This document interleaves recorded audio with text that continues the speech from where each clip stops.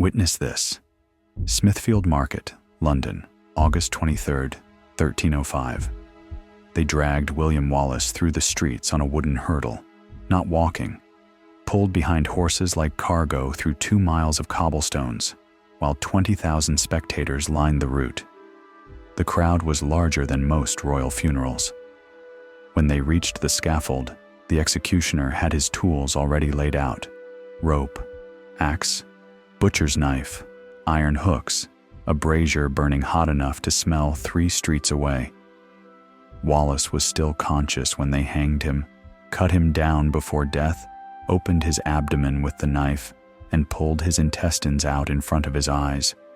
They burned them while he watched. English observers noted he didn't scream. After they took his head, they quartered his body and sent the pieces to 4 corners of Scotland: 1 to Newcastle, 1 to Berwick, 1 to Stirling, 1 to Perth. His head went on a spike on London Bridge, where it stayed for 17 years until the wood rotted. King Edward I paid £20 for this execution, roughly 2 years of a skilled craftsman's wages, because he wanted every detail documented. This wasn't punishment. This was a message written in anatomy. England didn't just kill William Wallace. They tried to delete him from existence and failed so completely, his name became the thing every English king feared most. Proof you could fight back. Before we dive into these forgotten stories of survival and suffering, if you enjoy the hidden truths of history, hit like, subscribe, and tell me in the comments where you're listening from. To understand why England needed Wallace dead this badly, you have to understand what he'd done to them.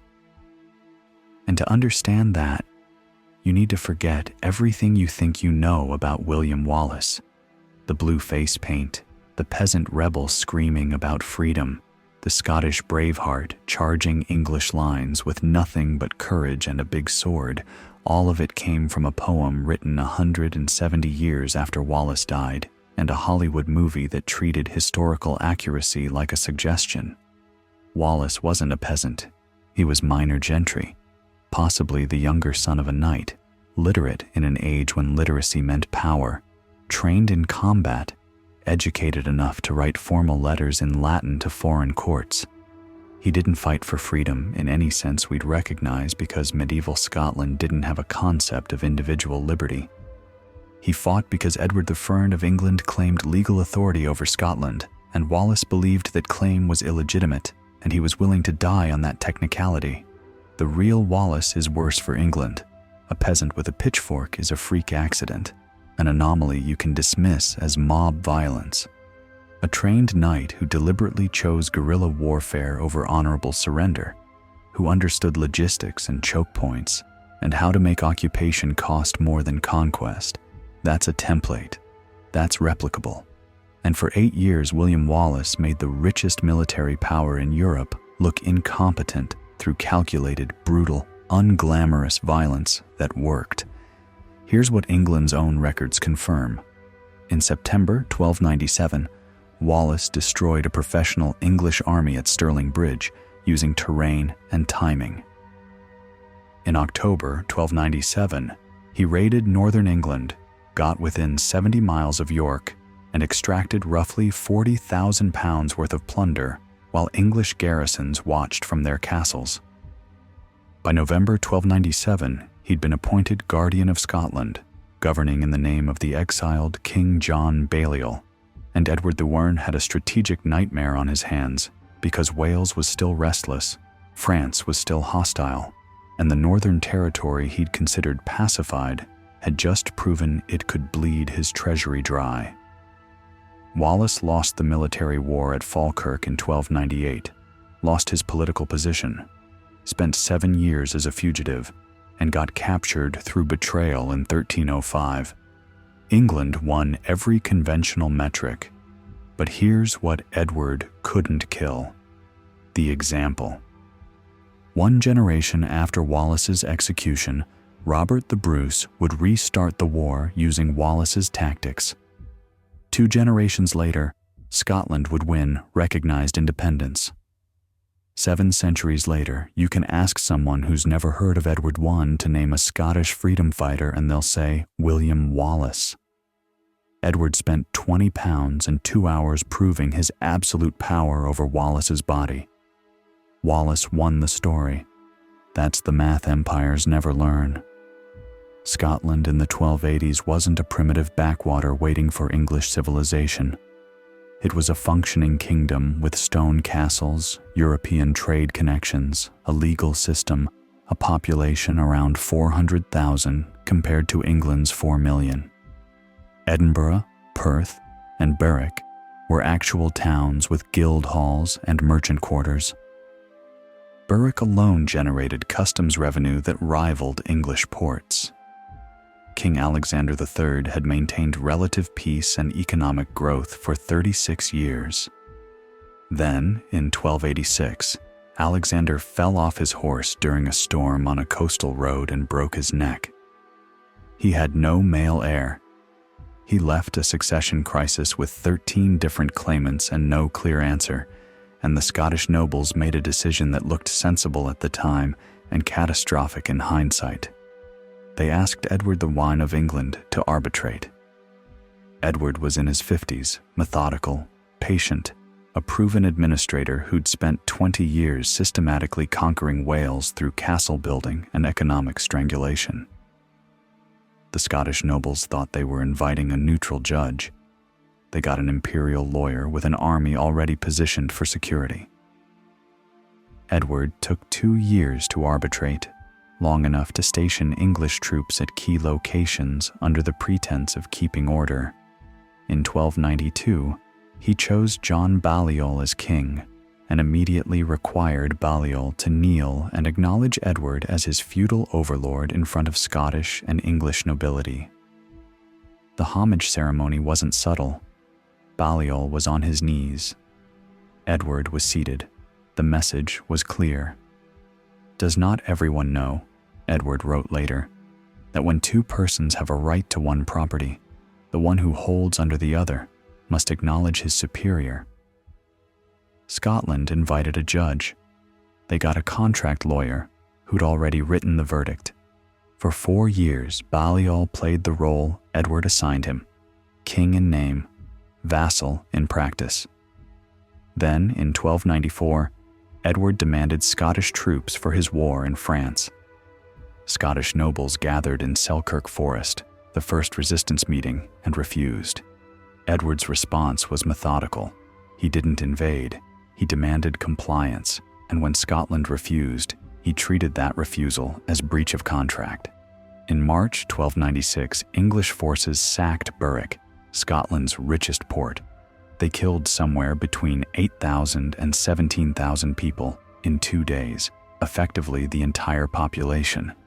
Bodies stayed in the streets for 3 days while Edward's army moved through them to the castle. English chroniclers described it as a lesson in the cost of defying the king's peace. Then Edward rolled through Scotland, accepting surrenders. At Dunbar in April 1296, he destroyed the Scottish army in 3 hours. Castle after castle opened their gates. By summer, Edward had captured 10 major fortresses in 21 weeks. He stripped John Balliol of his kingship, sent him to the Tower of London in chains, removed the Stone of Scone to Westminster as a symbolic castration, and installed English governors in every major town. Then he made the Scottish nobles sign. The ragman roll, they called it. 2,000 Scottish nobles putting their names on parchment, acknowledging Edward as their lord. By Christmas, 1296, Scotland didn't exist on paper. Every noble who mattered had signed. Every castle flew English colors. Edward went home convinced he'd solved Scotland the way you solve an administrative problem. He'd forgotten to account for the men who didn't sign.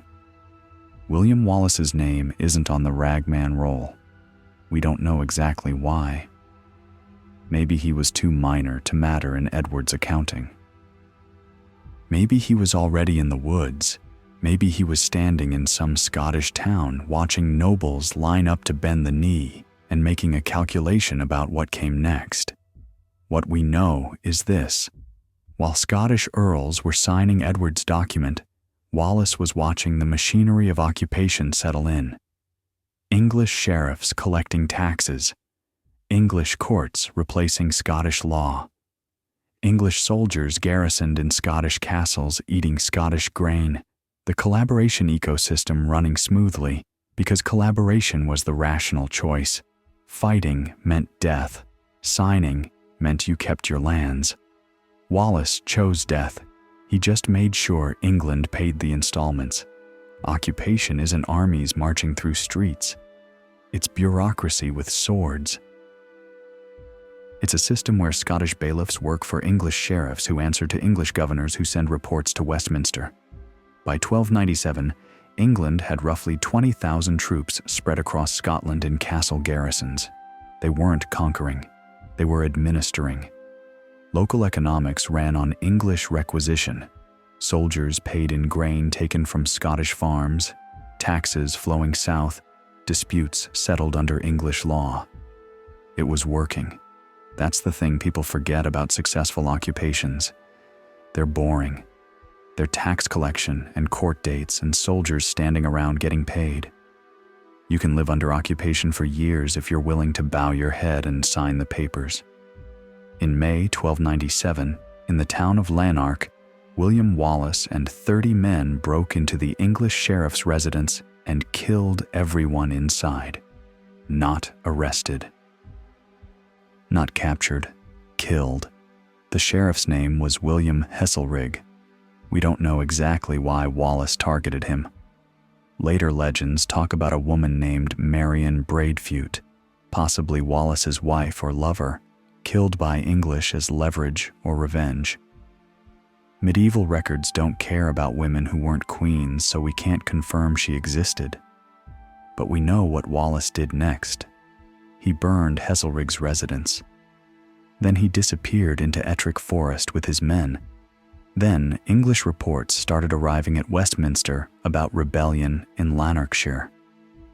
Edward had spent a year teaching Scotland that resistance meant death.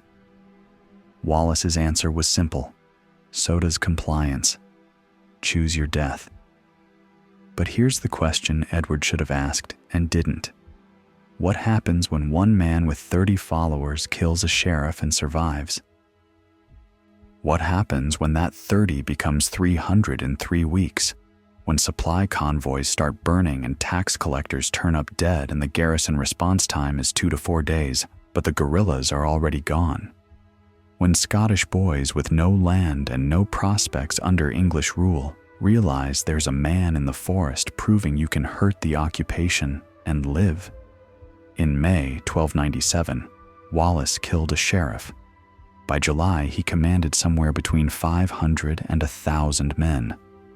By September, he'd raided Scone and burned English administrative records. Every burned convoy was a recruiting poster. Every dead bailiff was proof the English couldn't protect their own collaborators. Wallace wasn't building an army. He was running a franchise. And the product was simple.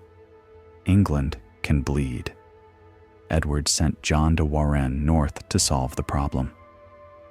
Warenne was the Earl of Surrey, a veteran commander who'd won at Dunbar the year before, leading 2,500 professional cavalry and infantry north to crush what Edward's court was calling disturbances. Warenne thought he was arresting a criminal. He found an insurgent general instead. What happened next at Stirling Bridge would be the day Scotland learned you could beat England, and the day England learned Wallace's name. But that comes later. Right now, in the summer of 1297, William Wallace is in the forest with a growing army, and England is about to learn the difference between conquest and occupation. Conquest is what you do with armies. Occupation is what you maintain with money. And Wallace had just discovered England's supply lines were 300 miles long and highly flammable. Everything you think you know about medieval warfare is a highlight reel. Battles, charges, sieges, the moments dramatic enough to paint or write poems about. What you don't hear about is the 95% of occupation that looks like tax collection. The garrison soldier standing guard while a Scottish bailiff collects grain requisition. The English sheriff settling property disputes under English law in a Scottish town. The messenger riding the same route every week carrying reports that say, "All quiet," because all quiet is what successful occupation looks like. When Edward the Farn went home after his 1296 campaign, he left behind an administrative system, not an army of conquest. 20,000 troops spread across 50-some castles and fortified towns from Berwick to Inverness. English governors in every major settlement. Scottish nobles who'd signed the ragman roll keeping their lands in exchange for cooperation, roads that stayed open, ports that collected customs, courts that processed cases, the machinery of empire humming along. This is what resistance actually fights, not dramatic tyranny, boring competence. Scotland under English occupation in 1297 didn't look like a war zone to most people living through it. It looked like a change in management. You still farmed. You still paid taxes, just to different collectors. You still had disputes settled by law, just English law administered by English-appointed judges. The castles that dominated every major town now flew English banners, but they'd always dominated the towns. The nobles who held the land mostly kept holding it as long as they'd signed Edward's paper and acknowledged his authority. For the average Scottish farmer or merchant or craftsman, the practical difference between King Alexander's Scotland and Edward's Scotland was who got the money and what language the sheriff spoke. You could live your whole life under occupation and never draw a sword if you were willing to bow your head at the right moments. William Wallace wasn't willing. But to understand why that mattered, you have to understand who could afford to resist. The Scottish nobles who'd signed the ragman roll had made a rational calculation. Fighting England meant risking everything: lands, titles, income, family security. Signing meant you kept your estates. You governed your territories under English oversight. You bent the knee in public and kept your power in practice. Most of them had fortified manor houses and hundreds of dependents. They had too much to lose. The poor Scottish farmers had even less choice. Resist, and you'd be hanged or starved. Collaborate, and you'd be despised but alive. The men in the middle, though, younger sons of knights with no inheritance, dispossessed minor nobles, skilled fighters with no land, outlaws already operating outside the system, they had the dangerous combination of training and nothing left to lose. That was Wallace's recruitment base. Not peasants with pitchforks, trained men with nowhere to go. Ettrick Forest and Selkirk Forest in 1297 covered maybe 40% of southern Scotland. Dense medieval woodland, not the cleared landscape you see today. Enough cover to hide 100 men. Enough game to feed them if you knew how to hunt. Enough distance from English garrisons to make pursuit expensive and slow. When Wallace killed Sheriff Heselrig and disappeared into the forest, he wasn't running away. He was going to his operating base. Within 3 weeks, his 30 men had become 300. By June, they were hitting supply convoys on the roads between English garrisons. By July, they'd raided Scone, burned English administrative records, and grown to somewhere between 500 and 1,000 fighters. The English garrison response time was 2 to 4 days to organize a pursuit force. Wallace's raiders would hit a target and be gone in hours. By the time English cavalry arrived, they'd find burned wagons and dead tax collectors and tracks leading into forest too thick for mounted pursuit. This is guerrilla warfare, before anyone called it that. Wallace wasn't trying to hold territory. He was trying to make occupation cost more than it was worth. Here's what the English garrison commanders were reporting to Westminster by summer 1297. Supply convoys need military escort, or they get burned. Tax collection requires armed guards or collectors turn up dead. Scottish bailiffs are resigning or getting murdered for collaboration. Garrison troops can't patrol effectively because the forests are hostile and the locals won't give intelligence. Food requisition is meeting resistance. The cost of occupation is rising, and the man causing it, this William Wallace, isn't fighting like a noble. He's not challenging anyone to honorable combat or offering terms. He's hitting logistics and disappearing. Every burned convoy is a recruiting tool because it proves England can't protect its own people. Every Scottish collaborator found dead in a ditch makes the next one think twice about cooperation. Wallace had discovered something England couldn't solve with conventional military force: terror as a system. But terror only works if it scales. One band of raiders in Lanarkshire is a nuisance. Multiple bands across southern Scotland is a strategic problem. By July 1297, Wallace wasn't alone anymore. Other guerrilla leaders were emerging, some coordinating with Wallace, some operating independently, all following the same pattern: hit English assets, avoid English strength, make collaboration dangerous, prove resistance is possible. In the north, a knight named Andrew Moray was running the same playbook, raiding English positions around Inverness, building his own network of fighters. The occupation that looked stable in spring was bleeding from a dozen cuts by summer. England's Scotland problem had just escalated from policing to war. To understand why Edward the White responded the way he did, you have to understand what kind of ruler he was. Not a tyrant, not a warmonger, a methodical administrator who believed in legal authority and systematic force. He'd spent the 1280s conquering Wales not through dramatic battles, but through patient castle building and economic strangulation. He'd build a castle, garrison it, use it to control the surrounding territory, build another castle, repeat. By the time the Welsh rebels realized they were being boxed in, it was too late. Edward won Wales through logistics and persistence. He applied the same doctrine to Scotland: establish legal claim, enforce it through military presence, convert military control into administrative control, wait for resistance to exhaust itself. It had worked everywhere else. Edward in 1297 was dealing with France, dealing with Welsh unrest, dealing with English baronial resistance to his war taxes. Scotland was supposed to be solved. He'd conquered it in one summer campaign, broken their army at Dunbar, taken their castles, removed their king, made their nobles sign submission. The occupation was costing him roughly £40,000 a year, a massive budget strain.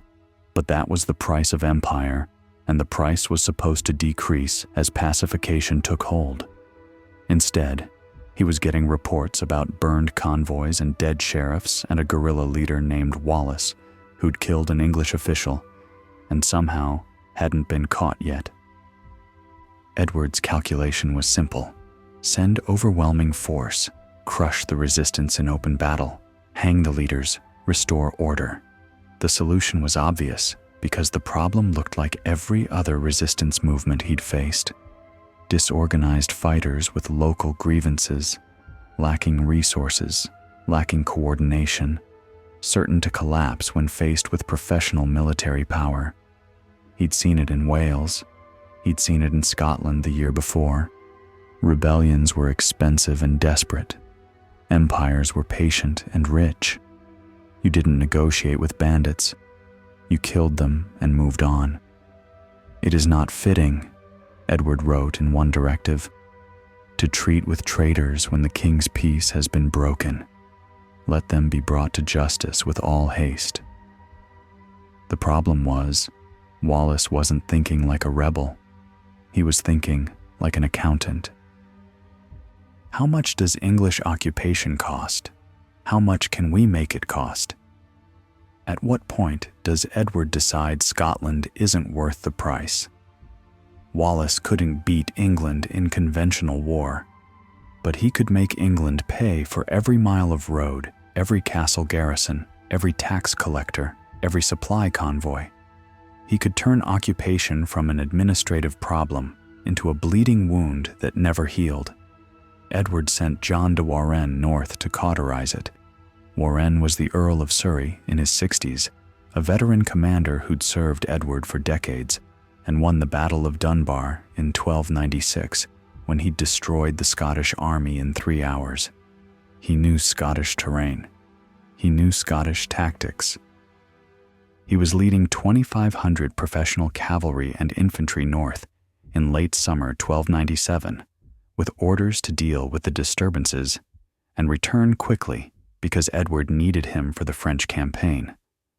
Warenne's force was real military power, not garrison troops, heavy cavalry in mail armor, professional infantry with polearms and crossbows, supply train, siege equipment if needed, the kind of force that had broken every Scottish resistance for the past decade. Wallace had maybe 8,000 men by September, most of them infantry with spears, some with axes and swords, almost no cavalry, no armor to speak of, no supply train beyond what they carried. On paper, this wasn't a contest. English cavalry had dominated European battlefields for 2 centuries. Cavalry charges broke infantry formations through shock and weight. That was doctrine. That was proven.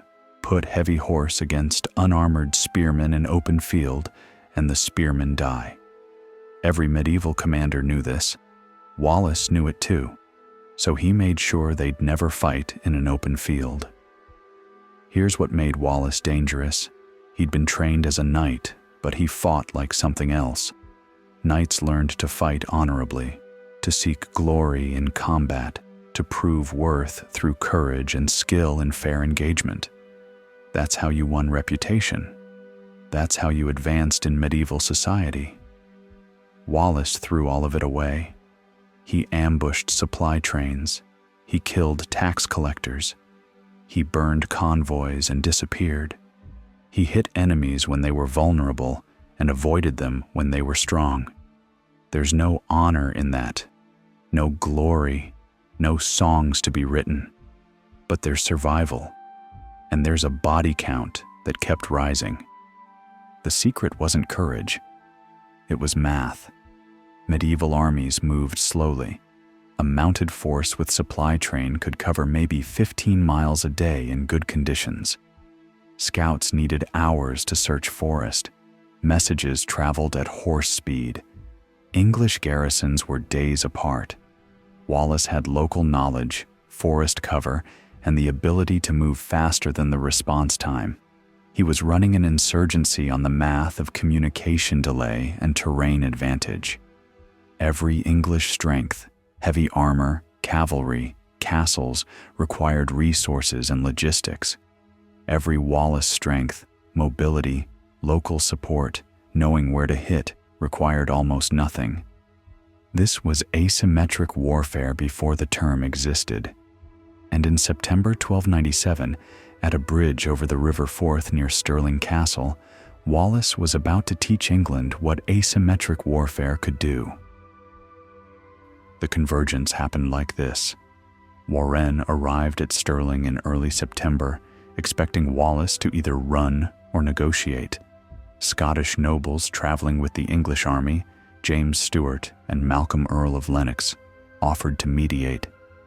They'd bring Wallace to terms without bloodshed. Warenne considered it. This was the sensible outcome. Wallace had no chance in open battle.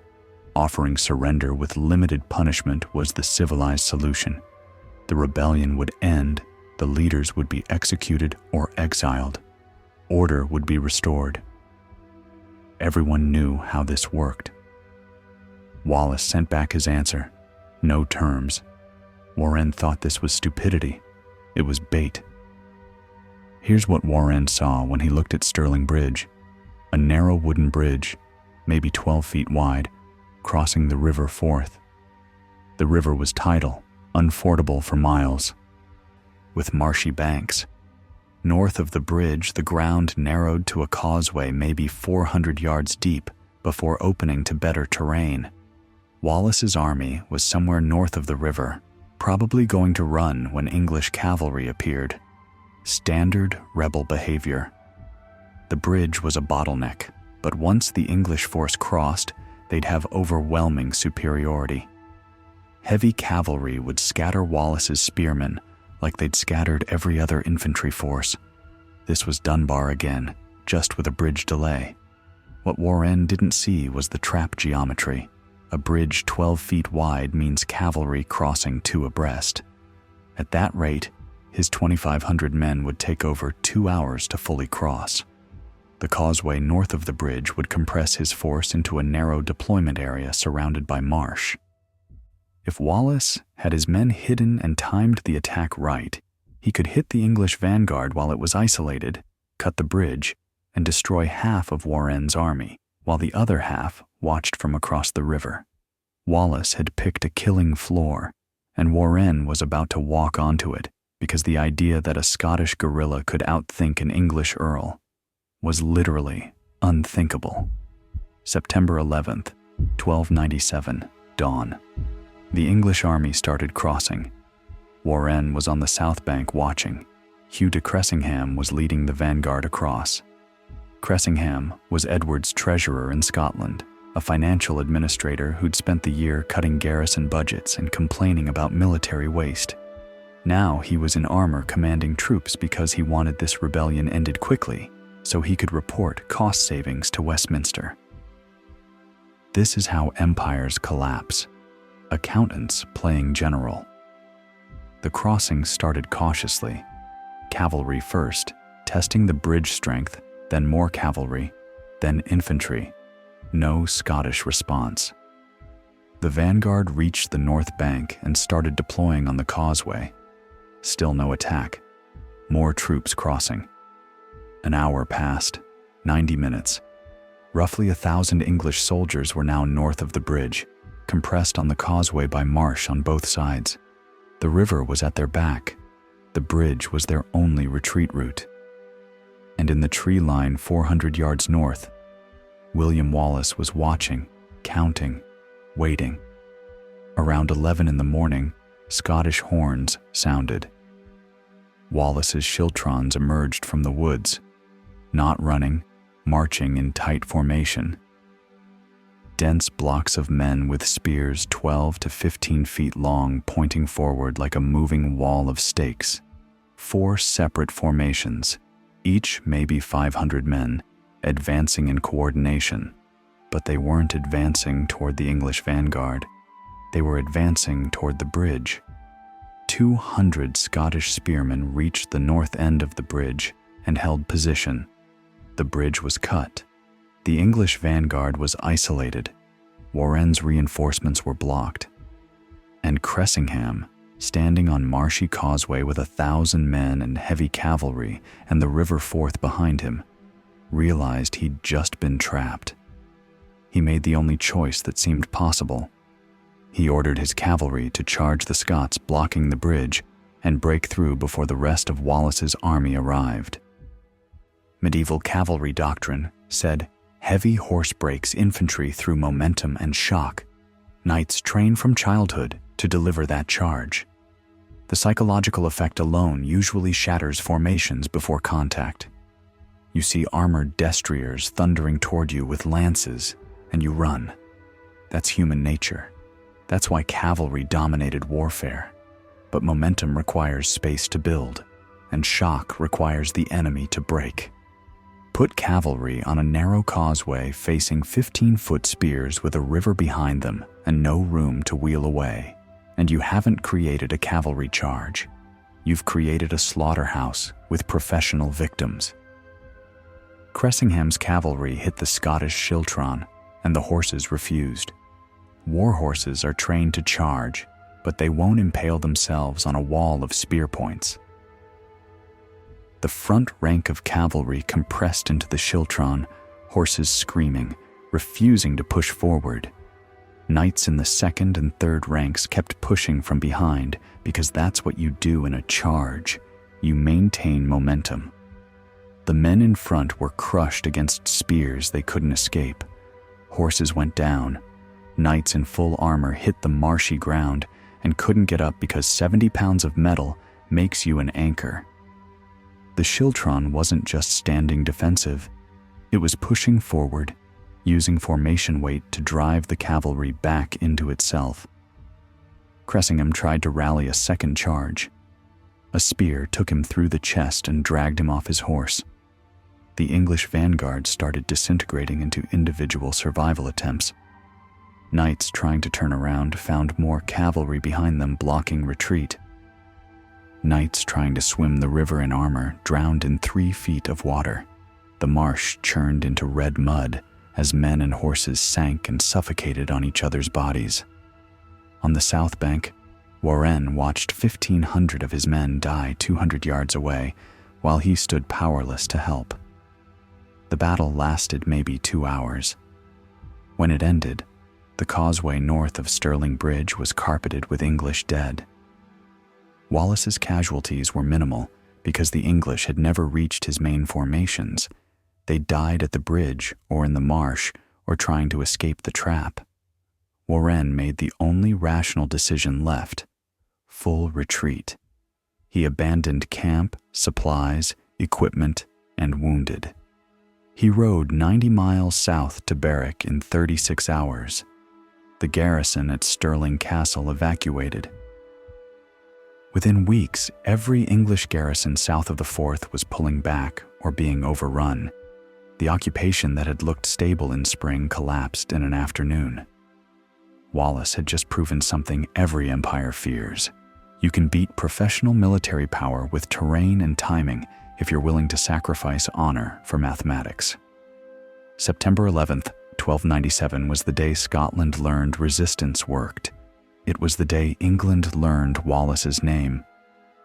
And it was the day Edward the Fur, receiving news in Flanders, stopped thinking about France long enough to ask how a Scottish thief with spears had just destroyed an earl with cavalry. The answer was about to cost him a kingdom. Victory doesn't pay soldiers. That's the equation William Wallace inherited when the Scottish nobles appointed him Guardian of Scotland in October 1297. He'd won at Stirling Bridge.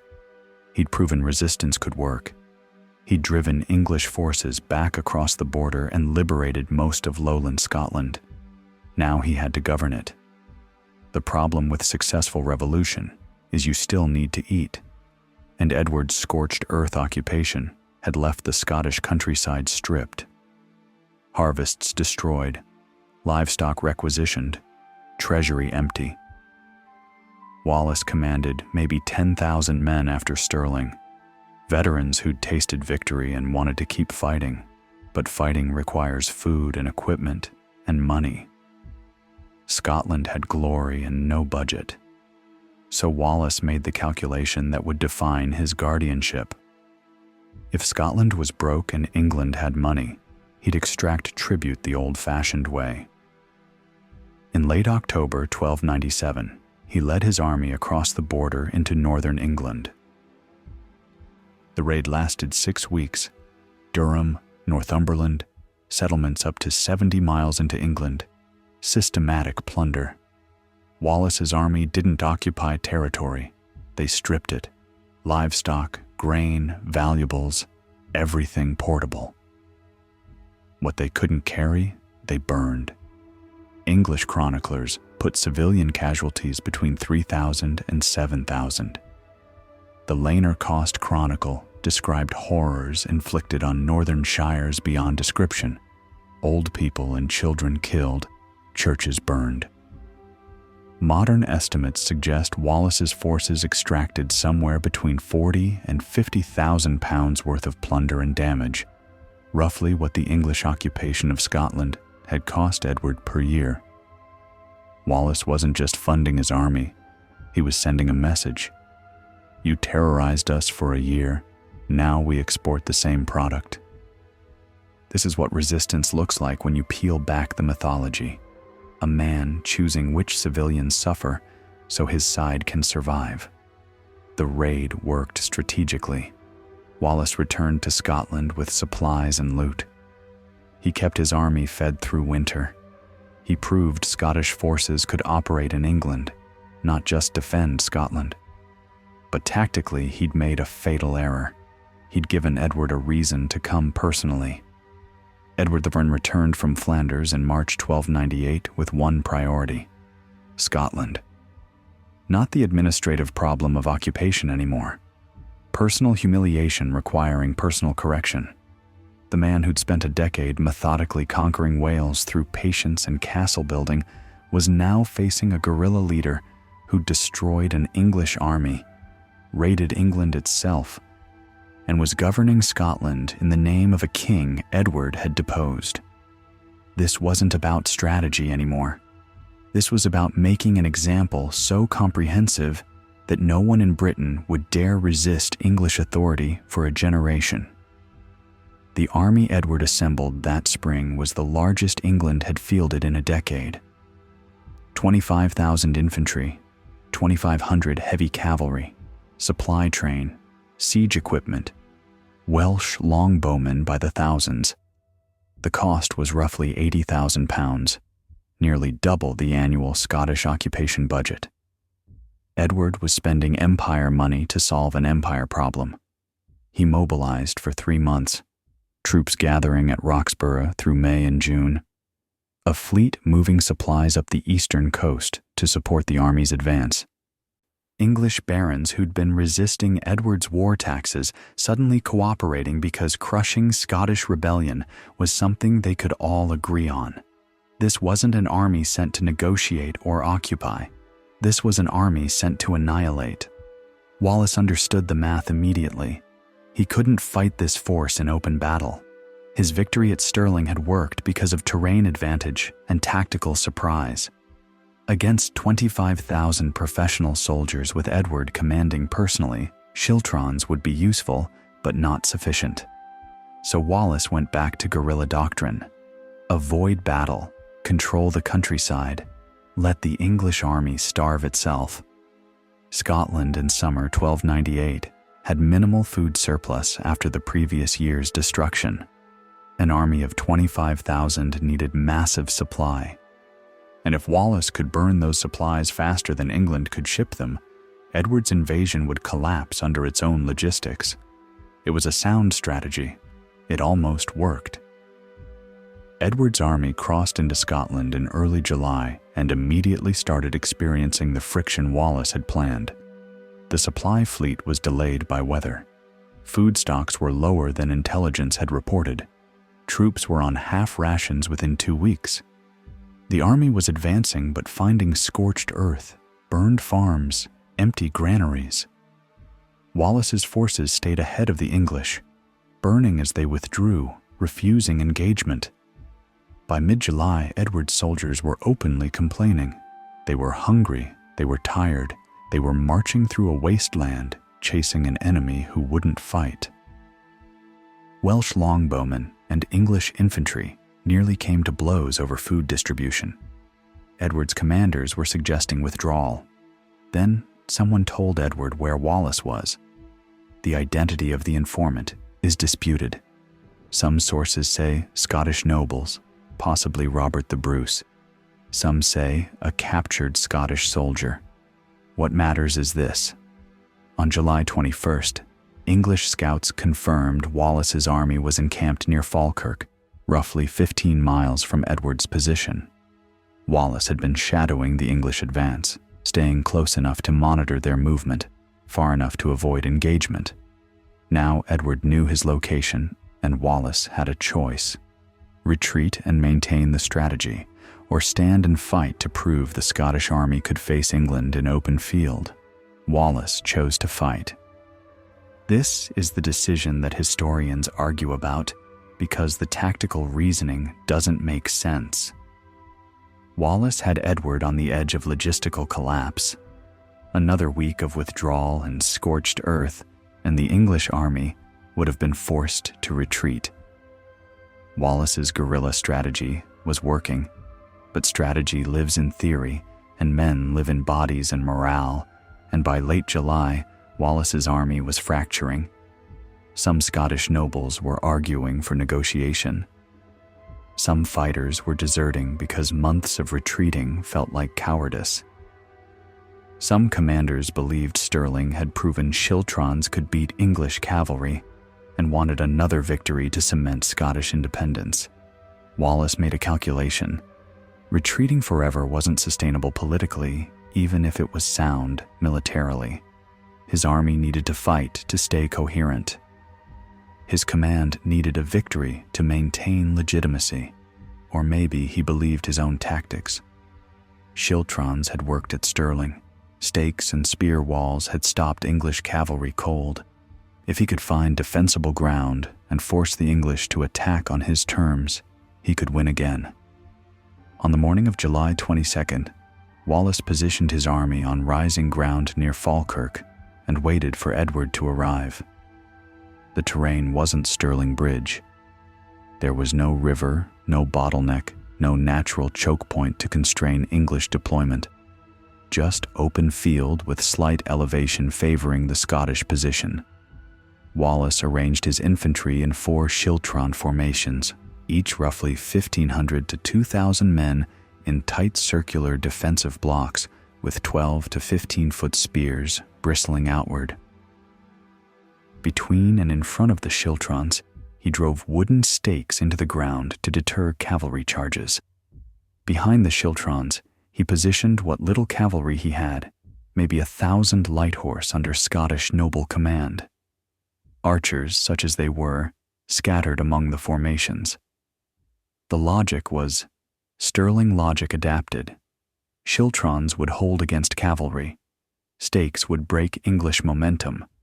Scottish cavalry would counterattack once English forces were disrupted. The fatal flaw was obvious to anyone who understood combined arms warfare. Wallace had no answer to English longbowmen. Schiltrons were defensive formations. They couldn't move without breaking cohesion. They were perfect targets for archers. At Stirling, the bridge and marsh had prevented English forces from deploying archers effectively. At Falkirk, there was nothing stopping them. Wallace knew this. He positioned his army anyway. The question that haunts the historical record is why. Some sources suggest Wallace expected Scottish nobles to hold and fight, providing cavalry support that would have given him tactical flexibility. Some suggest he overestimated how long his schiltrons could endure arrow bombardment. Some suggest he was trapped by his own success. Stirling had made him famous for schiltron tactics, and now he couldn't abandon them without looking like he'd lost confidence. The most likely answer is simpler. By July 22nd, Wallace had run out of good options. Retreat meant political collapse. Fighting meant tactical risk. He chose the risk. Edward's army covered the 15 miles overnight. Forced night march after receiving intelligence of Wallace's position. Soldiers exhausted and hungry, but moving because Edward wanted Wallace crushed before he could escape again. They arrived at Falkirk around dawn and found the Scottish army deployed and waiting. Edward had 25,000 men against Wallace's 8 to 10,000. English heavy cavalry, professional infantry, thousands of Welsh longbowmen, full supply train despite the shortages. Wallace had spearmen and faith in his formations. Edward deployed his cavalry in 3 divisions, each commanded by a trusted earl.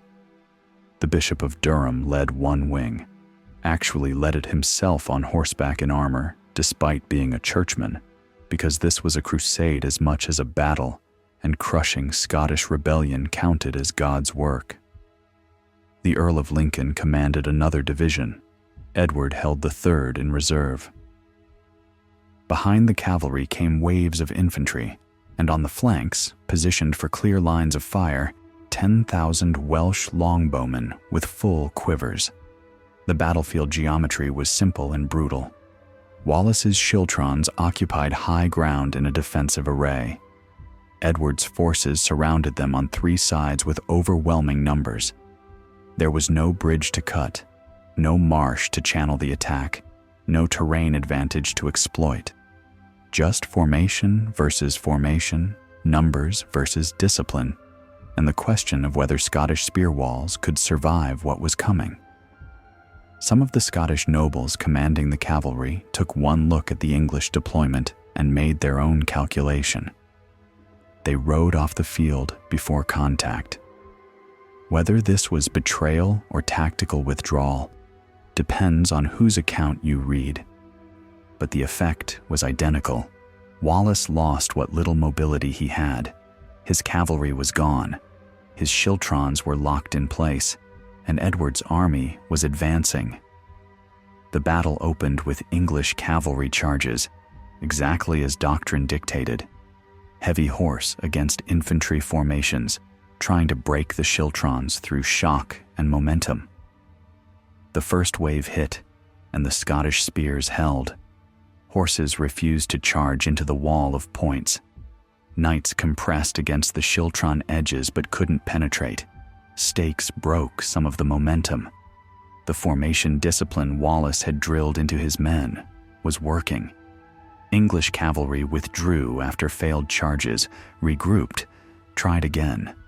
Same result. The schiltrons stood like hedgehogs, untouchable by mounted assault. For about an hour, Wallace's tactics worked. His spearmen were holding against the finest heavy cavalry in Europe. Stirling bridge logic applied. Schiltrons counter cavalry. The problem was, Edward hadn't brought just cavalry. And unlike Warenne at Stirling, Edward understood how to solve defensive formations. He brought forward the Welsh. 10,000 longbowmen forming into firing lines at 200 yards. Welsh professionals who could loose 10 to 12 arrows per minute with accuracy that could punch through mail at that range. The mathematics were simple and horrifying. 10,000 archers firing continuously meant 100,000 arrows per minute at peak rate. The schiltrons were tight defensive formations, men packed shoulder to shoulder for mutual support against cavalry. That density made them perfect archery targets. And because they were locked in defensive posture with no cavalry support and no mobility, they couldn't charge the archers without breaking formation and exposing themselves to English cavalry. They couldn't retreat without collapse. They could only stand in place and endure. The first volleys arced into the schiltrons like steel rain. Men started falling immediately, arrows punching through gambesons into shoulders, thighs, faces. Scottish shields were mostly small bucklers, useless against arrow storms. The formation discipline that made schiltrons effective against cavalry became a death sentence against archery. When a man in the front rank fell, the man behind him stepped forward to maintain the spear wall. When that man fell, another stepped forward. The formations were compressing as outer ranks died, packing tighter, creating denser targets. Gaps started appearing in the spear walls. Men with arrows in their legs screaming, men with shafts through their arms trying to hold position. The mathematics of attrition grinding down formation integrity with every volley. Wallace was somewhere in or near the schiltrons, trying to hold cohesion as his army bled. The sources are unclear on his exact position, but chronicle accounts mention him fighting personally, which suggests he was forward with his men, not commanding from a rear position. He'd built a tactical system that couldn't lose to cavalry. Edward had brought a weapon that schiltrons couldn't answer. Rock, paper, scissors written in blood, and Wallace had bet everything on rock. The bombardment lasted roughly 2 hours. Scottish casualties mounted into the thousands.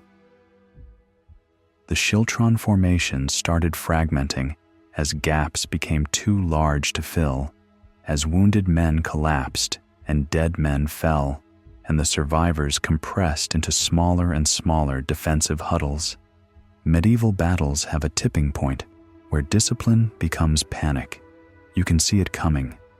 Formation integrity eroding, gaps widening, officers shouting orders that aren't being followed, men glancing at escape routes instead of watching their front. Once one section breaks, the panic spreads like fire. When the first schiltron collapsed, English cavalry charged through the gap. Heavy horse against broken infantry in open field is massacre. Men running are easier targets than men in formation. The rout began. Scottish soldiers fleeing, cavalry pursuing, cutting down runners from behind. The other schiltrons tried to hold, but panic is contagious, and once retreat starts, it's nearly impossible to stop. Formation after formation broke and ran. The killing ground spread across the field. Wallace either fought to the end and then fled or withdrew before total collapse. The source is conflict, and both versions are plausible. What's certain is he survived. Most of his army didn't. English chroniclers claimed 10,000 to 15,000 Scottish dead, almost certainly inflated, but clearly catastrophic. English casualties were minimal, maybe 200, mostly cavalry who'd gotten too enthusiastic during the pursuit. The Scottish field army was destroyed. Wallace's political position was shattered. Within months, he'd resign as guardian, possibly forced out, possibly by mutual agreement with nobles who'd watched his tactics fail. Robert the Bruce, who may or may not have betrayed Wallace's position to Edward, submitted to English authority again by late 1298. Most Scottish nobles followed. The resistance that had looked unstoppable after Stirling evaporated after Falkirk. Edward restored English garrisons across lowland Scotland by autumn. July 22nd, 1298. The day Wallace learned that tactical victories don't guarantee strategic success. The day Edward proved empires have more resources than rebels have miracles. The day Scotland learned you could beat England once with perfect terrain and timing, but you couldn't beat them in open field with just courage and spears. Stirling Bridge had made Wallace a legend. Falkirk made him a lesson in what happens when you give empires a second chance. The Guardian fell. The man survived. And for the next 7 years, Edward would hunt a ghost who'd proven more dangerous in defeat than in victory, because Wallace had accomplished something no execution could erase. He'd shown Scotland that English occupation could be resisted, that English armies could bleed, that the mathematics of empire could be challenged even if you eventually lost. England won the battle. Wallace won the argument. And that argument would outlive both of them. The night before the crossing, Hugh de Cressingham slept in his armor because he didn't trust the weight calculations for the bridge. He was Edward's treasurer in Scotland, a financial administrator who'd spent the year cutting garrison budgets and complaining about the cost of occupation. Now, he was commanding troops because ending the Wallace nuisance quickly would look efficient in his reports to Westminster. Around 3 a.m, he woke to rain hammering the command tent. By dawn, the rain had stopped, but the Forth was running higher, the bridge timbers slick, and Cressingham was doing math in his head about how many mounted knights could cross per hour versus how long Wallace would wait before attacking versus how much this delay was costing in soldier wages. Accountants playing general. This is how empires die. September 11th, 1297. Dawnlight breaking over Stirling Castle. Warren's army gathered on the south bank of the River Forth, 2,500 professional soldiers in mail and leather, horses stamping. Men eating cold breakfast because fires would give away their position, even though Wallace obviously knew they were here. The bridge stretched across tidal water, wooden planks 12 feet wide, narrow enough that you could reach out and touch both handrails while standing center. 2 riders abreast if the horses were calm, maybe 3 infantry shoulder to shoulder. The math was brutal. At that rate, the full army would take over 2 hours to cross. But the north bank was empty. Scottish scouts had been spotted in the tree line yesterday, but this morning, nothing. Maybe Wallace had run. Maybe he'd read the tactical situation and understood that staying meant death. Cressingham wanted to believe this. He ordered the vanguard forward. The first cavalry started across around 6 in the morning. Hooves on wet wood. That particular hollow sound of weight on planks over water. The bridge held.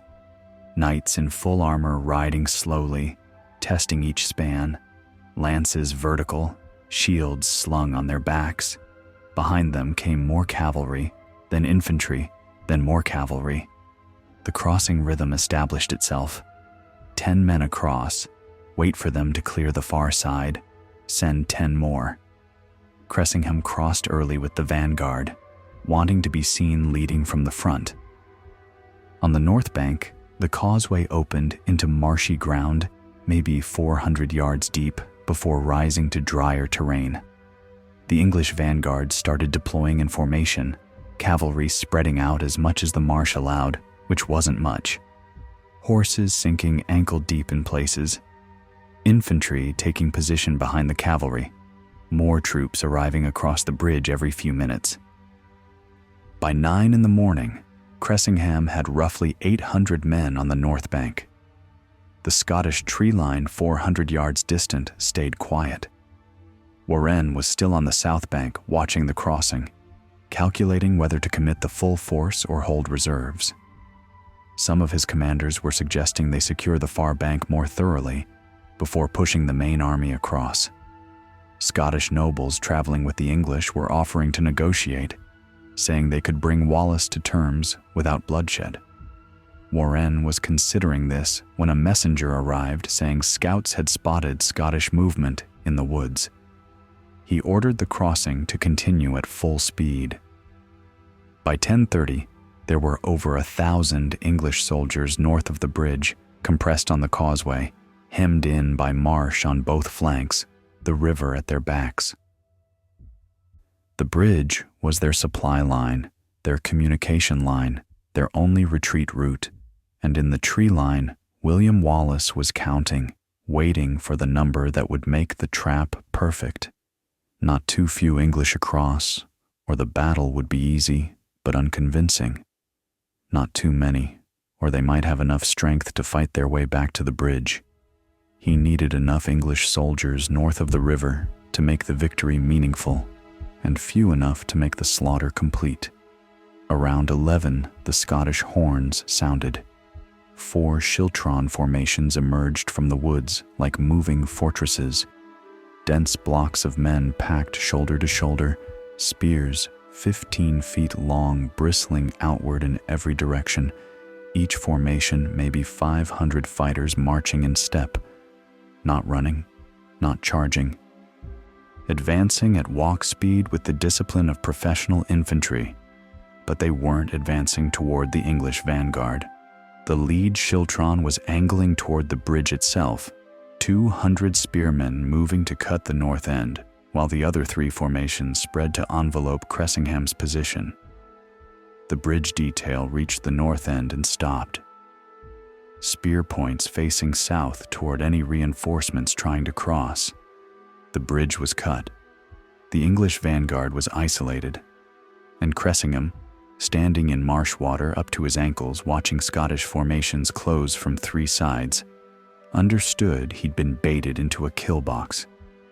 He had one chance: break through to the bridge before the Scottish encirclement completed, get his men back across, regroup on the south bank. He ordered an immediate cavalry charge against the Scots holding the bridge. 50 knights formed up, lances lowered, destriers churning marsh mud as they accelerated. The sound of heavy cavalry building momentum is specific, a thunder that vibrates in your chest, the ground shaking under thousands of pounds of armored horse and rider, moving as a single weapon. Every medieval infantry formation that heard that sound usually broke before contact. Running from cavalry, was rational survival instinct. The Scottish spearmen didn't run. They locked shields, lowered spears, and set the butts against the ground at a 45-degree angle. Wall of points. The charging knights hit at full speed, and the front rank of horses screamed and tried to stop, but momentum and the riders behind them kept pushing forward. Lances splintered against shields. Spears punched through horse chests. The first horse went down, and the second horse couldn't stop and crashed into it, and the third horse tried to wheel away, but there were more horses behind blocking retreat. The cavalry charge compressed into itself against the schiltron like a wave hitting a reef. A spear caught Sir Hugh de Cressingham below the breastplate and punched through leather and fat into his abdomen. He fell from his horse into marsh water. Scottish spearmen pulled him up, and a knife went into his neck. He died trying to give orders. The second cavalry wave hit 30 seconds later with the same result. Horses refusing to charge into spear points, knights crushed in the press, the schiltron holding formation and pushing back with sheer mass and discipline. On the south bank, Warenne was screaming orders that couldn't be heard over the river and the fighting. English reinforcements started across the bridge and immediately met Scottish spears. Fighting compressed onto the bridge itself, men stabbing at each other across 12 feet of wooden planks with no room to maneuver, no flanking possible, just forward pressure and whoever fell first. Bodies started going into the Forth. North of the bridge, the English vanguard was disintegrating. Cavalry charges had failed. Infantry was trying to form defensive positions, but the marsh prevented proper formation, and the Scottish schiltrons were advancing from multiple angles. English knights in full armor were discovering that 70 pounds of metal makes you an anchor in soft ground. Men who fell couldn't get up. Men who tried to retreat found more English troops behind them. Men who tried to swim the river drowned in 3 feet of water because plate armor doesn't float. The battle had been going maybe 40 minutes, and already the causeway was carpeted with English dead. Wallace was somewhere in the schiltron pushing toward the bridge, though the sources argue about whether he commanded from the front or the rear. What's documented is that Scottish fighters reported seeing him in the formation with a spear, fighting like any other soldier. Medieval commanders didn't always lead from behind. Sometimes they led by demonstrating the thing they demanded from others: that you could stand in a spear wall against English cavalry and survive if you held discipline. The schiltron is simple physics pretending to be tactics. Pack men tight enough that they can't run individually. Give each man a spear long enough that cavalry can't reach them. Create a hedgehog that works through mutual support and shared fear. Every man knows if he breaks formation, his neighbor dies. So every man holds position not through courage, but through the social contract of survival. It's unglamorous, and it works.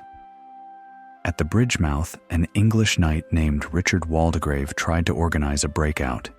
He had maybe 200 men still mounted, still combat effective.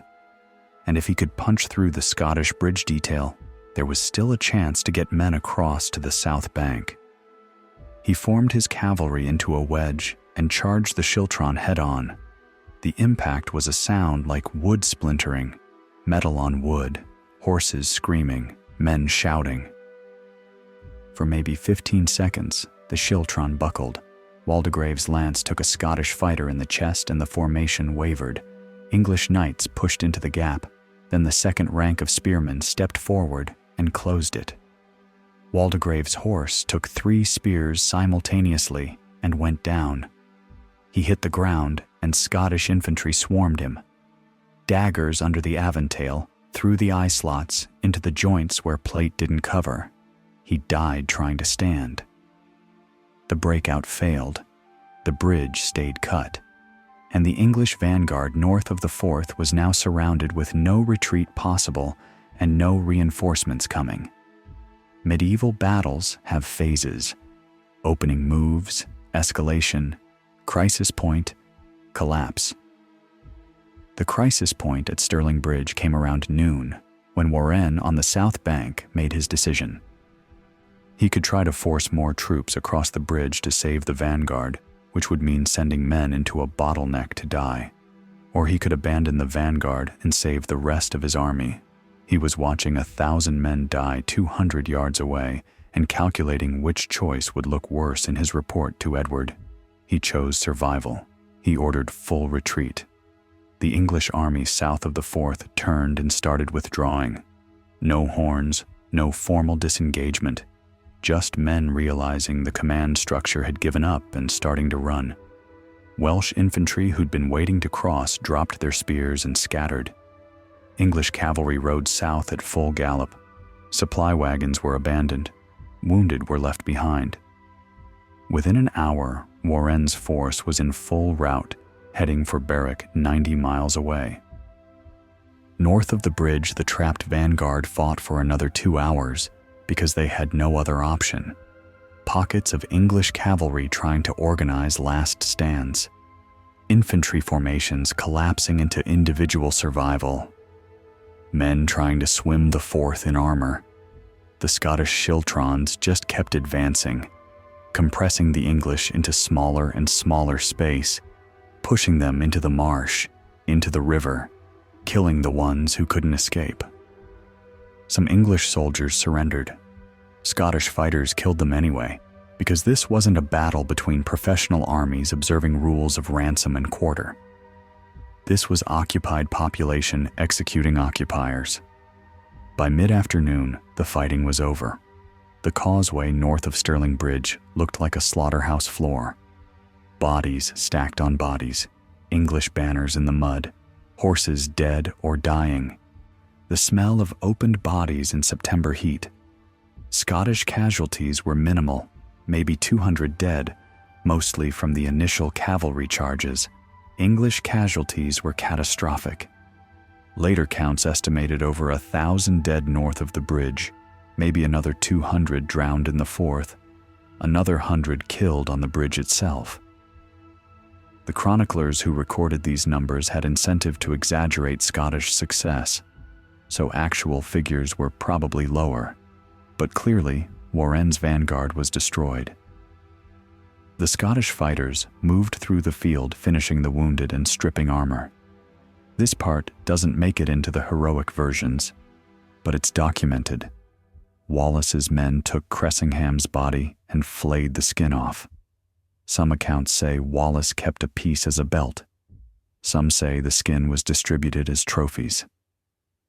Both versions might be true. Medieval warfare had rules for how nobles treated other nobles. It had no rules for how insurgents treated occupiers.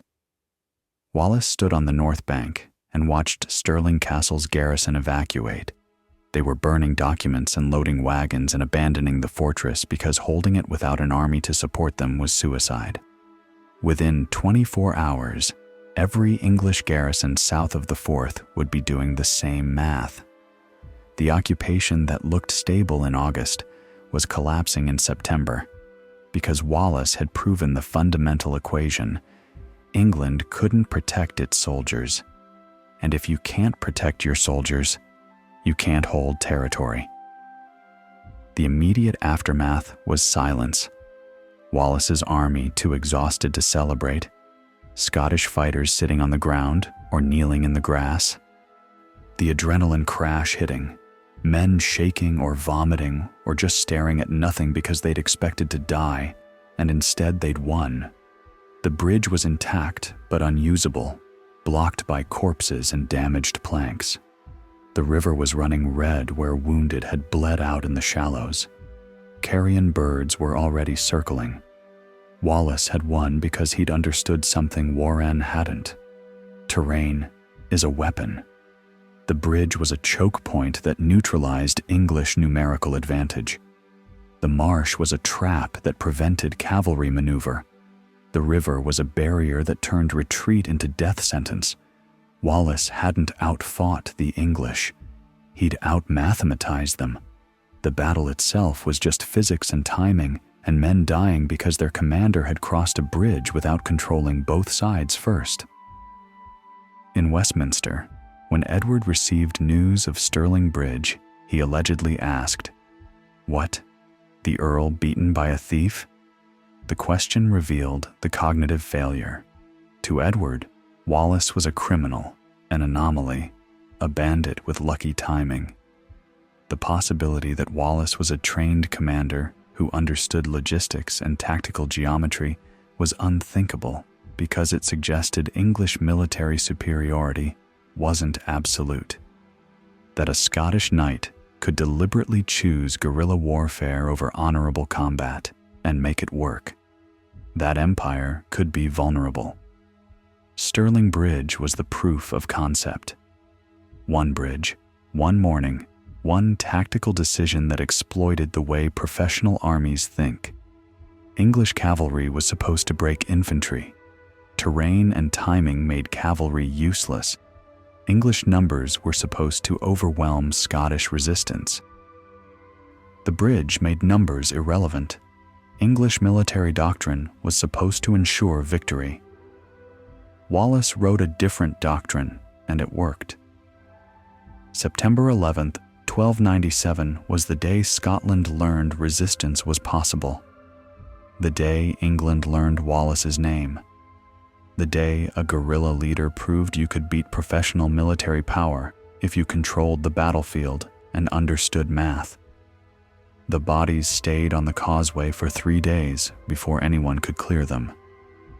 The crows ate well that autumn, and in Edinburgh and Perth and every Scottish town with English garrisons, soldiers were looking at each other and calculating whether occupation was worth dying for. Wallace had killed 1,000 men to send a message. England can bleed. The message delivered. Now he had to govern a country that had no food, no money, and an empire that would come back with more soldiers and better tactics. Victory doesn't pay for winter. That calculation was coming.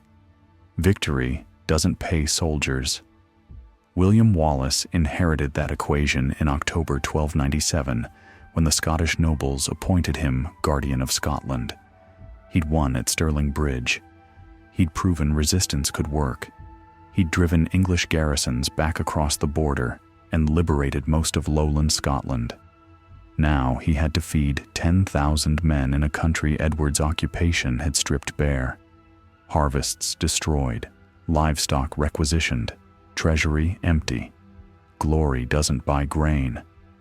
Wallace made the calculation every resistance leader eventually faces. If your side is broke and the enemy has money, you go get the money. In late October, he led his army into northern England. The raid lasted 6 weeks and covered 70 miles of English territory. Durham, Northumberland, settlements deep enough into England that people there thought Scotland was someone else's problem. Wallace's forces didn't occupy, they extracted. Livestock driven north, grain commandeered, valuables taken. What couldn't be carried was burned.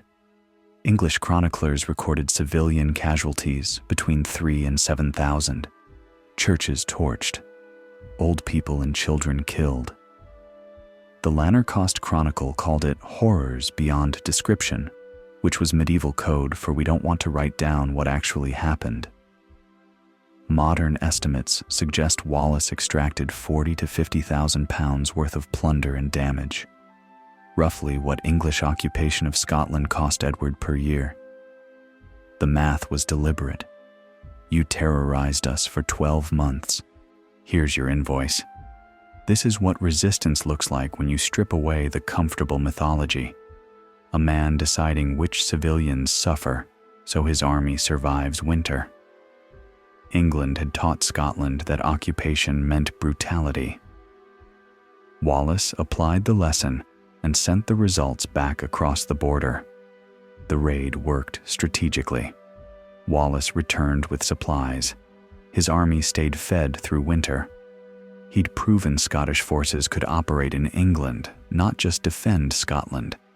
But tactically, he'd made a fatal miscalculation. He'd given Edward the Fur a personal reason to come north.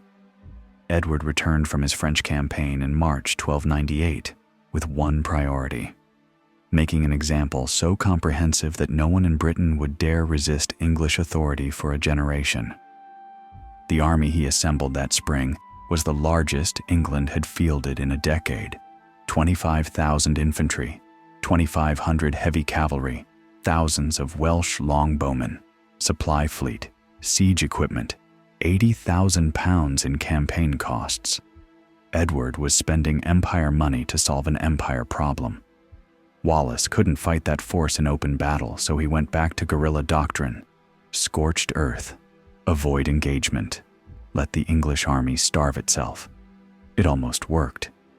By mid-July, Edward's soldiers were on half rations, marching through wasteland, openly complaining. Then, someone told Edward where Wallace was encamped near Falkirk. The informant's identity is disputed. Some sources say Scottish nobles, possibly Robert the Bruce. Some say a captured scout. What matters is Edward got his location, and Wallace had to choose: keep retreating or stand and prove the Scottish army could face England in open field. Wallace chose to fight. The decision makes sense politically, even if it was suicide tactically. His army was fracturing. Nobles were arguing for negotiation. Fighters were deserting because retreating felt like cowardice. Wallace needed a victory to maintain command legitimacy. Or maybe he believed schiltrons could work again. Stirling had proven the concept. Stakes and spear walls had stopped English cavalry. If he could find defensible ground, he could win. July 22nd, 1298. Wallace positioned 4 schiltron formations on rising ground near Falkirk and waited. The terrain wasn't Stirling Bridge. No river, no bottleneck, no natural trap. Just open field with slight elevation. Edward had overwhelming numbers and Welsh longbowmen. Wallace had spearmen and faith in his formations. The battle opened with English cavalry charges. The schiltrons held. Horses refused to charge into spear points. Stakes broke cavalry momentum. For about an hour, Wallace's tactics worked. Then Edward brought forward the archers. 10,000 Welsh longbowmen at 200 yards, 100,000 arrows per minute at peak rate. The schiltrons were static defensive formations, men packed tight for mutual support against cavalry. Perfect archery targets. And they couldn't charge the archers without breaking formation and exposing themselves to English cavalry. They couldn't retreat without collapse. They could only stand in place and die slowly. The arrow bombardment lasted 2 hours. Men falling, gaps opening in the spear walls, formations compressing as outer ranks died. When the first schiltron broke English cavalry charged through, the rout began. Scottish soldiers running, cavalry cutting them down from behind. By afternoon, the Scottish field army was destroyed. English chroniclers claimed 10,000 to 15,000 Scottish dead, almost certainly inflated, but clearly catastrophic. English casualties were minimal. Wallace survived. Most of his army didn't. Within months, he resigned as guardian. Most Scottish nobles submitted to Edward again by autumn. The occupation was restored. Stirling Bridge had made Wallace a legend. Falkirk made him a lesson in what happens when empires send their best. But here's what Edward couldn't kill with military victory: the example. Wallace had proven Scottish resistance could work. Stirling Bridge wasn't just a battle. It was a proof of concept. The template was written. Even in defeat, Wallace was more dangerous than he'd been in victory, because now every Scottish fighter knew the mathematics. Terrain and timing could beat professional military power. Choke points could neutralize numerical advantage. Guerrilla warfare could make occupation unsustainable. You could lose the war and still win the argument. After Falkirk, William Wallace disappeared from formal power and spent 7 years as a ghost. His whereabouts during this period are unclear, possibly France seeking diplomatic support, possibly Norway, possibly moving between Scottish hideouts. What's documented is that English garrisons couldn't pacify Scotland even with Wallace gone. Raids continued, uprisings sparked. Scottish resistance became hydra-headed, multiple leaders using Wallace's tactics. Edward spent £40,000 a year maintaining occupation, and the occupation kept bleeding. The thing about successful insurgencies is they don't need the original insurgent. They need the proof it can work. Wallace had provided that proof. Now England was fighting an idea that spread in whispers and forest meetings and every burned supply convoy. You can kill a man. You can't kill what he's proven. Edward put a price on Wallace's head. Land grants for information, standing orders to capture him alive or dead with no terms accepted. For 7 years, Wallace evaded capture, which made him more valuable as symbol than he'd been as guardian. A successful military commander threatens English control. A martyred symbol threatens English legitimacy. Wallace, living free and untaken, proved you could defy Edward and survive. That was the nightmare scenario for empire. Not a rebel army you can crush, but an example that replicates. On August 3, 1305, near Glasgow, Wallace met with a Scottish knight named John de Menteith. English soldiers were waiting. Wallace was captured, bound, and started the journey south to London. Whether Menteith betrayed Wallace deliberately or Wallace got careless after 7 years running, the historical record can't confirm. Menteith received land grants worth roughly £100 per year, not extraordinary payment for delivering England's most wanted fugitive. The modest reward suggests Wallace's capture wasn't dramatic treachery so much as inevitable math. By 1305, most Scottish nobles had submitted to Edward. Continuing to resist looked less like heroism and more like suicide. Menteith chose collaboration. Wallace had chosen otherwise years earlier. The journey to London took 2 weeks. Wallace in chains paraded through English towns, crowds gathering to see the Scottish traitor, not hiding him, displaying him. Edward was staging spectacle. By the time Wallace arrived in London on August 22nd, he wasn't a prisoner. He was a prop in political theater. The trial the next day was performance, not jurisprudence. Westminster Hall, English judges, charges of treason and murder and atrocities. The verdict was predetermined. The execution was already scheduled. Wallace was given one chance to plead. His response is documented in multiple chronicles, variations on the same core statement. I could not be a traitor to Edward, for I was never his subject. The legal argument was clean.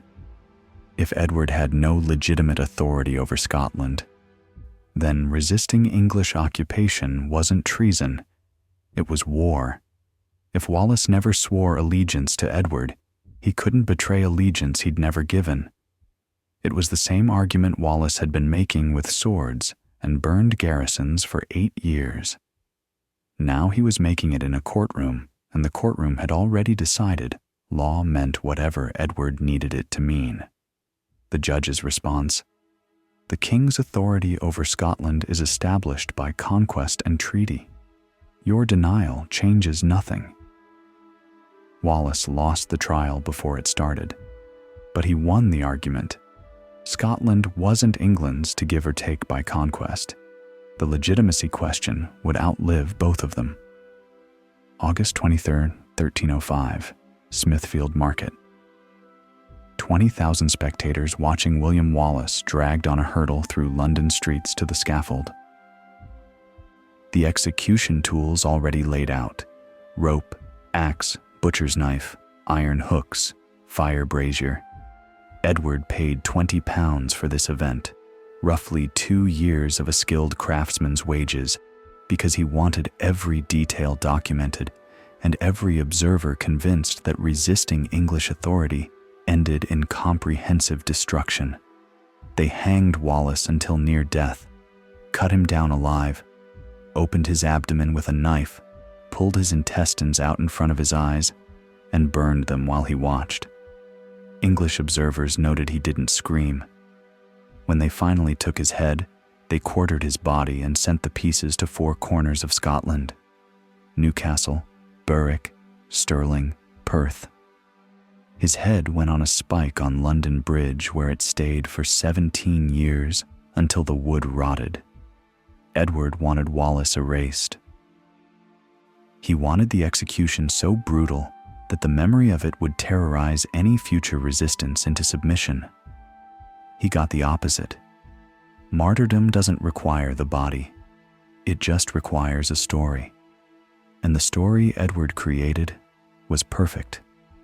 A Scottish knight who refused to submit even when submission would have saved his life, who endured the worst death England could devise without begging or breaking, whose last act was maintaining the legal argument that Edward's authority was illegitimate. You can't buy propaganda that effective. England killed William Wallace on August 23, 1305. They created the legend that would destroy their occupation. The immediate aftermath looked like Edward's victory. Scotland stayed occupied. English garrisons remained. Scottish nobles who'd submitted stayed submitted. The resistance that had looked unstoppable after Stirling was quiet after Wallace's execution. For about 6 months, it looked like the terror had worked. Then in February 1306, Robert the Bruce murdered his main Scottish political rival, John Comyn, in a church and claimed the Scottish throne. Bruce had spent the previous decade calculating, submitting to Edward when resistance looked futile, watching Wallace's tactics, learning from Wallace's mistakes. He'd possibly betrayed Wallace's location to Edward at Falkirk. He definitely submitted to English authority multiple times. He was a pragmatist who bent with political winds. Wallace's execution changed the calculation. A living Wallace was a tactical problem. A martyred Wallace was a strategic weapon. Bruce understood something Edward had missed. Wallace's death proved you couldn't negotiate with England. Edward had rejected Wallace's argument that Scottish resistance was legitimate war between sovereigns. He treated it as criminal rebellion requiring criminal punishment. The execution was Edward saying there were no terms, no compromise, no path to independence except total submission. Bruce took the lesson and restarted the war. For the next 22 years, Bruce ran Wallace's playbook: guerrilla warfare, scorched earth, avoid open battle unless terrain favored Scotland, make occupation cost more than it was worth, hit supply lines, ambush garrisons, disappear into highlands, never stop. The tactics Wallace had proven at Stirling Bridge became Bruce's entire strategic doctrine. June 24, 1314. Bannockburn. Edward II leading 20,000 English soldiers into Scotland to crush Bruce's rebellion. Bruce positioned 8,000 Scots near Stirling Castle using terrain advantage and schiltron formations. The tactics were Stirling Bridge adapted: marshy ground limiting English cavalry maneuver, tight defensive formations with long spears, refusal to fight on English terms. Bruce won decisively.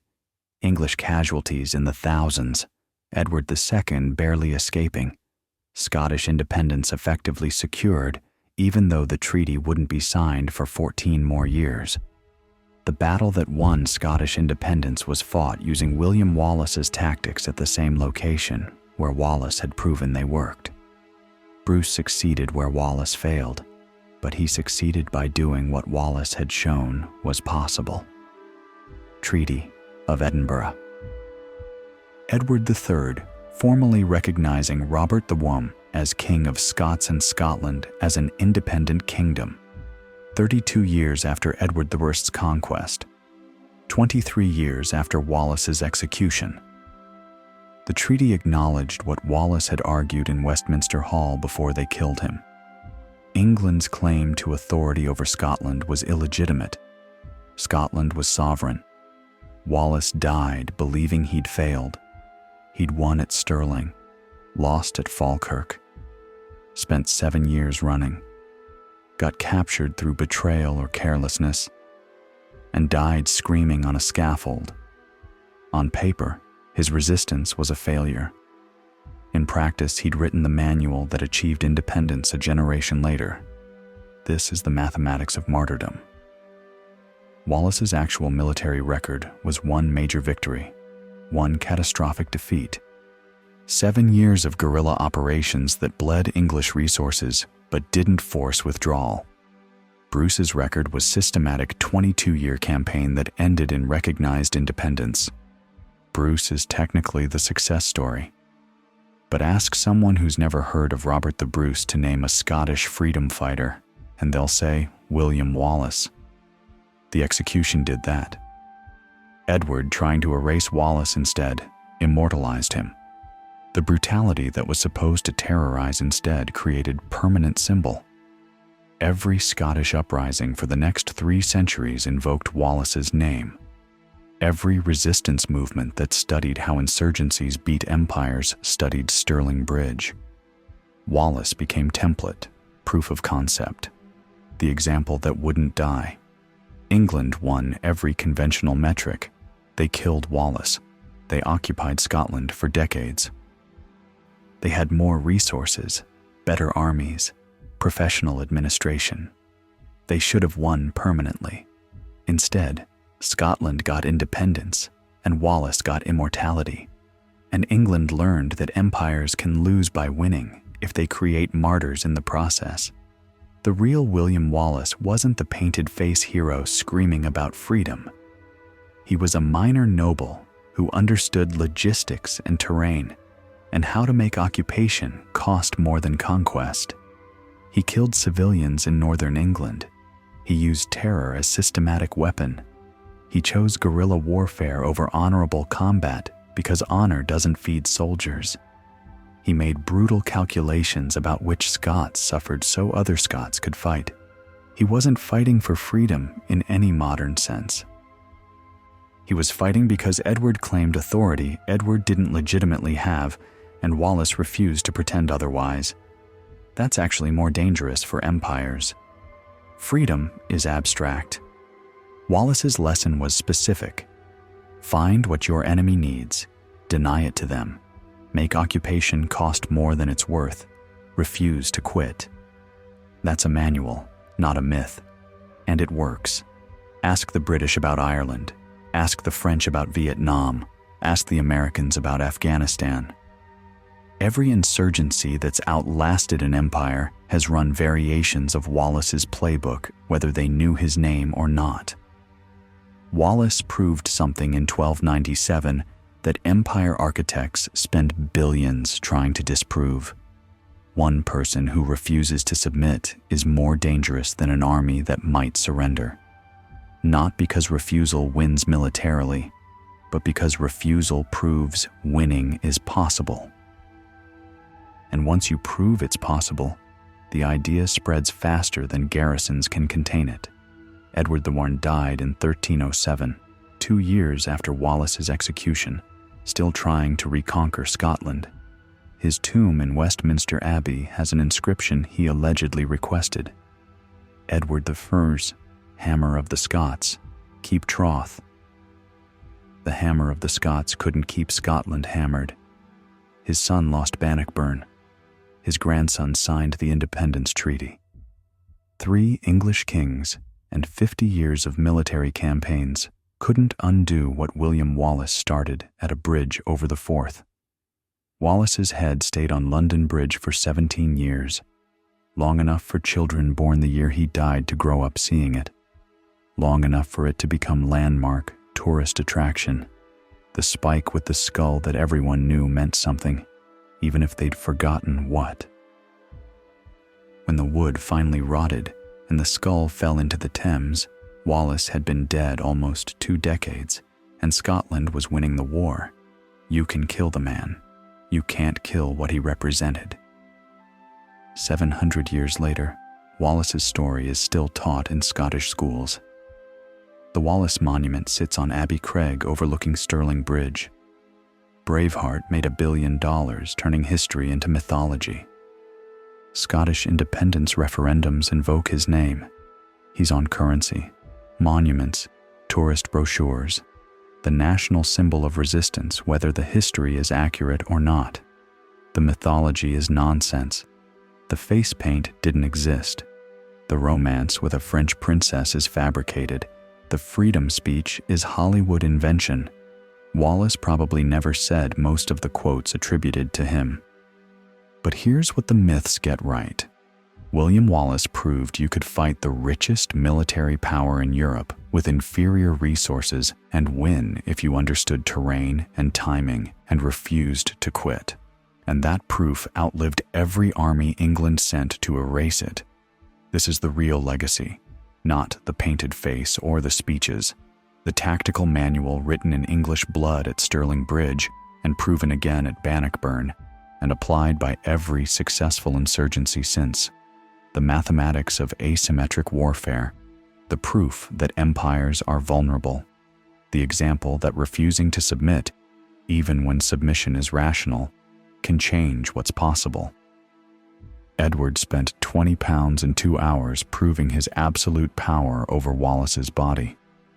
Wallace won the next 7 centuries. England killed William Wallace. They're still trying to kill what he proved. They're still failing. If you made it this far through 2 hours of medieval brutality and empire mathematics, here's the question. Was Wallace a hero, or just a man who chose which civilians died so his side could survive? Tell me in the comments. And if you want to see how other heroes made the same calculations, we've got stories about Caesar's genocide in Gaul, Sherman's march to the sea, and the difference between liberation and revenge. Subscribe so you don't miss them. Witness this. August 23rd, 1305. A man dying on a scaffold in London. His head going onto a spike. His body quartered and scattered. An empire trying to delete him from existence.